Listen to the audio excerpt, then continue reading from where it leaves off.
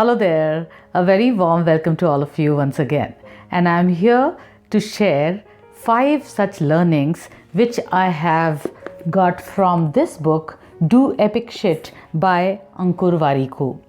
Now, all of you must be aware of Ankur Warikoo. आप सब जानते होंगे Ankur Warikoo. It's a very popular name on Instagram as well as YouTube. And he shares a lot of content on finance, on career, on entrepreneurship, on life in general. And he talks about all his mistakes, all his experiences, all his failures. And from those failures, I think so we are able to learn a lot of things. तो जब मैंने इस book को देखा और मैंने सोचा कि चलो ये बुक पढ़ी जाए, अगर अंकुर सर इतनी सारी चीज़ें YouTube पे बात करते हैं तो देखा जाए इसमें क्या लिखा है। तो मुझे ऐसे लगा था कि मुझे काफ़ी सा टाइम निकालना पड़ेगा इस किताब को पढ़ने में। पर जब मैंने इस किताब को खोला और पेज वाइज देखा तो एक चीज़ बहुत अच्छी लगी मुझे इसमें कि ऐसी कोई ज़रूरत नहीं है आपको, अगर इवन आप बिगिनर रीडर हैं तो आपको ऐसा फील करने की ज़रूरत नहीं कि आपको बहुत टाइम लग जाएगा ये किताब पढ़ने में, क्योंकि हर एक पेज का जो मैसेज है वो उसी पेज में कंप्लीट हो जाता है।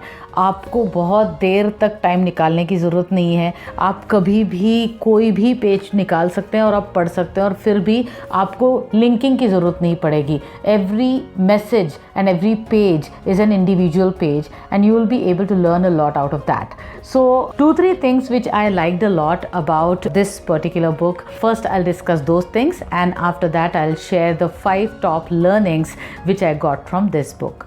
So first of all, उन्होंने इस पूरी किताब में अपने फेलियर्स और अपने मिस्टेक्स के बारे में बात की है। तो जब हम किसी के फेलियर और किसी के मिस्टेक्स के बारे में पढ़ते हैं तो पढ़ना बहुत आसान होता है, पर किसी के लिए इन सब चीज़ों को सबके सामने लाना, openly talking about your own mistakes और your failures is not an easy thing at all. और जब आप उनके मिस्टेक्स के बारे में पढ़ते, फेलियर्स के बारे में पढ़ते हैं तो ऐसा नहीं है कि उन्हीं की मिस्टेक्स आप पढ़ रहे हैं। कई बार ऐसा हो जाता है कि वो काफ़ी सारी मिस्टेक्स आपने भी की होती हैं।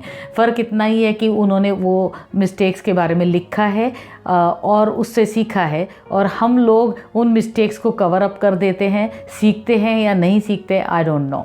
सो एक चीज़ वो मुझे बहुत अच्छी लगी कि एक ऐसी किताब आई है जो फेलियर्स के बारे में बात करती है ओपनली, जो मिस्टेक्स के बारे में बात करती है। दूसरा एक बड़ा क्यूट सा सेक्शन उसमें मुझे ये लगा कि उन्होंने अपने बेटे और बेटी के लिए चिट्ठियाँ लिखी हैं।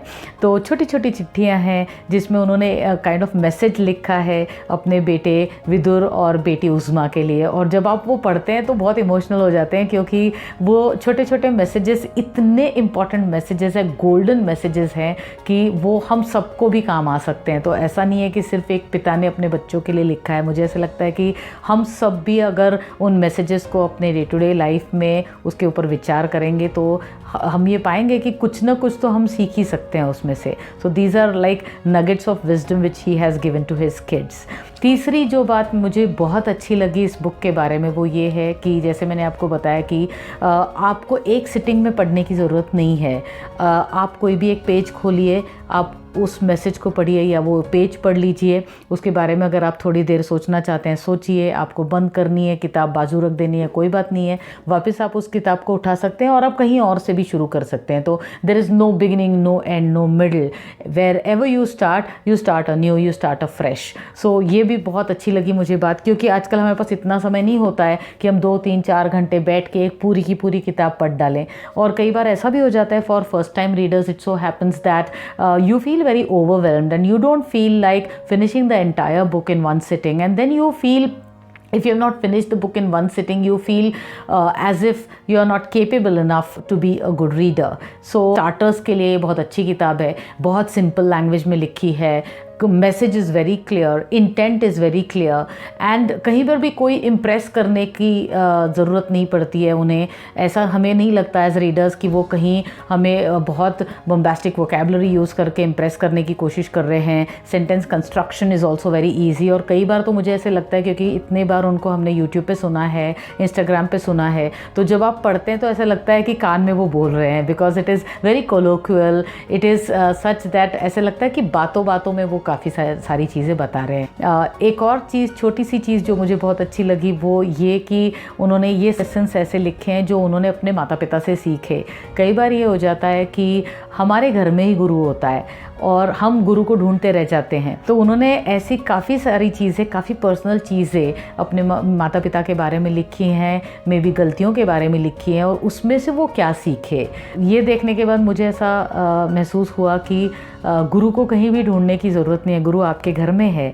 और अगर आप अपने माता पिता से, अगर अपने बड़ों से भी, आप उनकी गलतियों से भी अगर सीख सकें तो बहुत अच्छा होगा। तो ऑल इन ऑल मुझे ऐसे लगता है कि ये बुक ऐसी है जो आपको ये सिखाती है कि गलतियां करो बट गलतियों से सीखो भी, क्योंकि हर व्यक्ति गलती करता है, और गलतियों से सीखना या न सीखना ये आपके हाथ में है। तो let's go to the 5 most important things which I learned from this particular book. So the first learning from this book was, he talks in one of the chapters, he talks about attitude is greater than experience and experience is greater than education.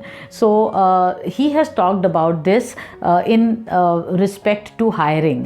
वो ये कहते हैं कि attitude experience से बड़ा है और experience education से बड़ा है। तो कई बार ये हो जाता है, हमारे ऑफिस लाइफ में भी हम ये देखते हैं कि जब हम रिक्रूट कर रहे होते हैं तो it is not necessary to have lot of degrees. In fact it's important to have a good attitude, because skills can be taught, you can teach attitude. So अगर किसी का एटीट्यूड अच्छा है तो मुझे ऐसा लगता है, ये हम भी अपने ऑफिस लाइफ में देखते हैं कि एटीट्यूड बदलना बहुत मुश्किल है। आप किसी को सिखा सकते हैं, किसी को स्किल्स बता सकते हैं, बट किसी का एटीट्यूड चेंज करने में बहुत समय जाता है, और कई बार तो पॉसिबल भी नहीं हो पाता है किसी का एटीट्यूड चेंज करना।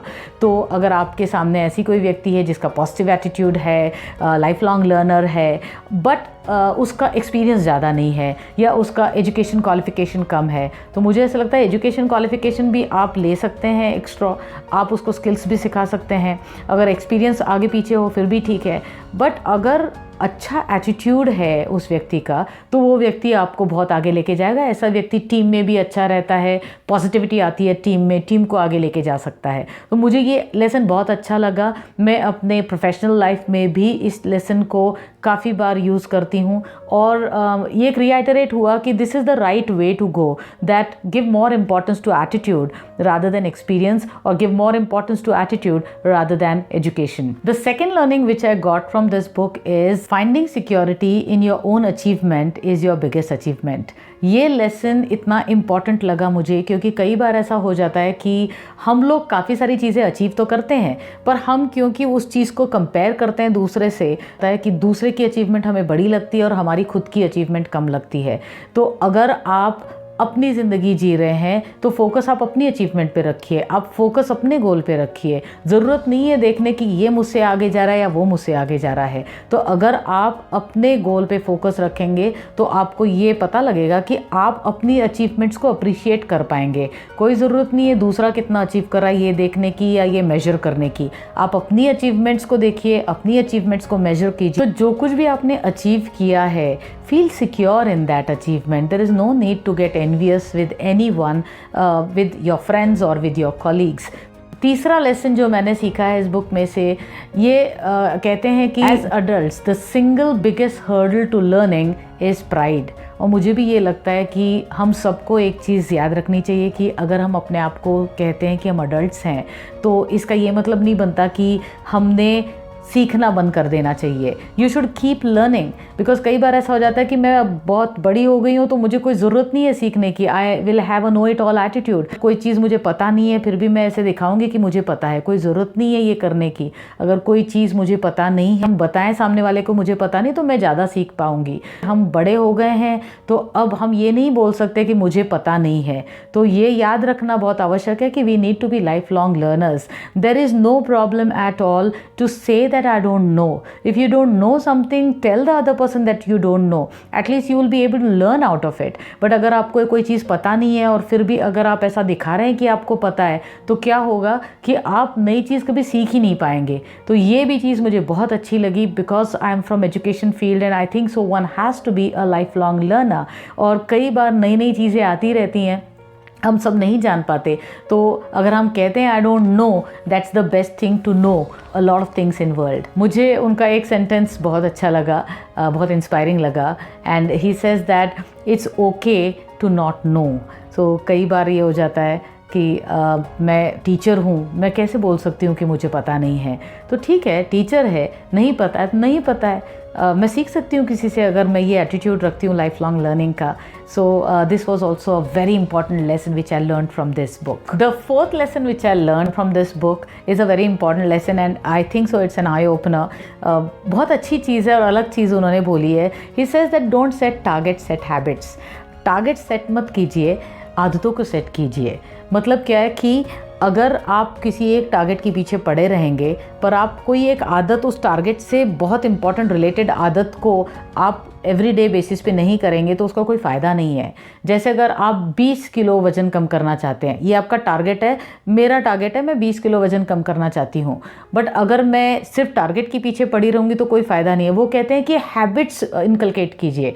मतलब अगर मैं एवरीडे बेसिस पे विदाउट फेल मैं अगर एक्सरसाइज करने जाऊँगी, मैं जॉगिंग करने जाऊँगी, मैं डाइट को अच्छी तरह रखूँगी और मैं इसको अपना हैबिट बना लूँगी तो मैं ऑटोमेटिकली मेरा टारगेट अचीव कर सकती हूँ। और otherwise let's say my target is to have 1 lakh subscribers in the next 2 years. So अगर मैं इस टारगेट के ही बारे में सोचती रहूँगी और मैं हैबिट ये नहीं लगाऊंगी अपने आप को कि मुझे कंसिस्टेंटली एक वीडियो एवरी वीक अपलोड करना है, तो मेरे सिर्फ टारगेट के पीछे भागने का कोई फ़ायदा नहीं होगा। तो he says that set habits. So be consistent with your habits because habits are going to create a lot of difference in your life, and if you are consistent with your habits you will automatically be able to achieve your targets. So targets के पीछे भागने की ज़रूरत नहीं है, habits को inculcate करो, automatically target मिल जाएगा. So this was a great learning for me. The fifth lesson which I have learned and which comes towards the end of the book is try to find out your superpower. He says that every individual has a superpower in him or her. हर व्यक्ति के पास एक super power होती है और understand what your super power is, क्योंकि कई बार ऐसा हो जाता है कि हम जिंदगी में ऐसे मुकाम पे आ जाते हैं कि हम कुछ समझ नहीं पाते, कोई भी चीज़ सही नहीं हो रही होती है, क्या करूं ऐसे में जिसकी वजह से चीज़ें ठीक हो जाएं। तो अगर ऐसे किसी भी मुकाम पे आप आ जाते हैं तो आपके पास एक ऐसी सुपर पावर होनी चाहिए, तो उस सुपर पावर को आप फाइंड आउट कीजिए। तो वो अपने बारे में बोलते हैं कि उनकी सुपर पावर टाइम है। तो हो सकता है आपकी डिसिप्लिन हो सकता है आपकी परसुएसिव स्किल आपकी सुपर पावर हो। तो in short he says that find out your super power and this super power will help you sail through any difficult time in life. ये सुपर पावर अगर आप जान लें और इस सुपर पावर को आप यूज़ करें जब ऐसी परिस्थिति में आप हो जहां आप कुछ नहीं कर पा रहे हो, आप इतनी टाइट पोजीशन में हो कि आप समझ नहीं पा रहे हो कि कोई भी चीज़ सही नहीं जा रही है, तब आपको ये सुपर पावर आगे लेके जाएगी। तो वो ये भी बहुत इंपॉर्टेंट चीज़ बताते हैं कि आप अपनी सुपर पावर को जानिए। तो उसके लिए again you will have to first of all know yourself, and if you want to know how to know yourself, surely go through my video on how to know your true self. You'll be able to understand your true self and then you will be able to come to certain belief systems which could be your superpower. So these were the 5 lessons which I learned from the book Do Epic Shit by Ankur Warikoo, and I encourage all of you to read this book and get a copy of it and then pass it on to others also, so that others also will get benefit from Ankur Warikoo's experience and what all lessons he has learned from his mistakes. Thank you so much and see you again.